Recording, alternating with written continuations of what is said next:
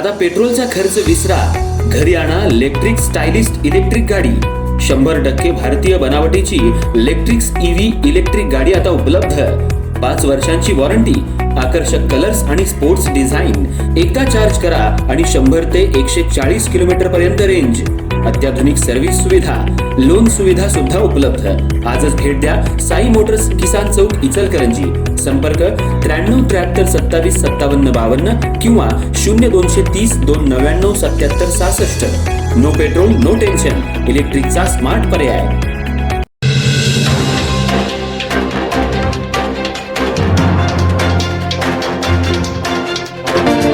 21 मार्च 2026 रोजी गांधीनगर येथील व्यावसायिक त्यांची पत्नी आणि चालकासमवेत त्यांच्या वाहनानं लातूर इथं जात होते।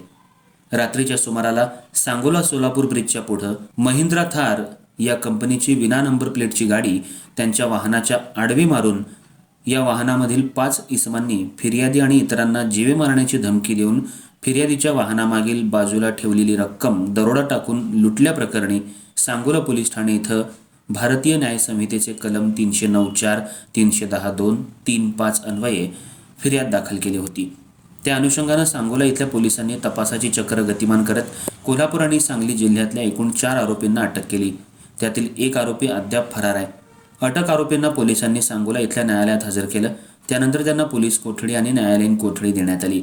संशयित आरोपींपैकी गांधीनगर येथील रामचंद्र बापू साळुंखे आणि वळिवडे येथील महेश कांबळे आणि इचलकरंजी येथील संदीप बाबासो मेंढगुले या आरोपींच्या वतीनं त्यांचे वकील ॲडव्होकेट रियाज रफिक बांडर यांनी पंढरपूर इथं जिल्हा आणि सत्र न्यायालयात जामीन अर्ज दाखल केला होता।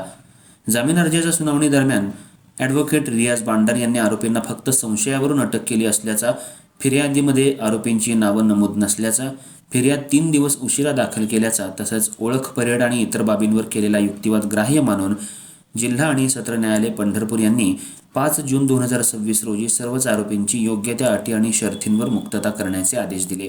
या कामी ॲडव्होकेट रियाज बांडर यांना advocate Yasin Pendhare, advocate Sachin Korvi, advocate Zaid Mulla, Aziz Nadaf, Sahil Shaikh, Parvez Mujawar यांनी सहकार्य केलं।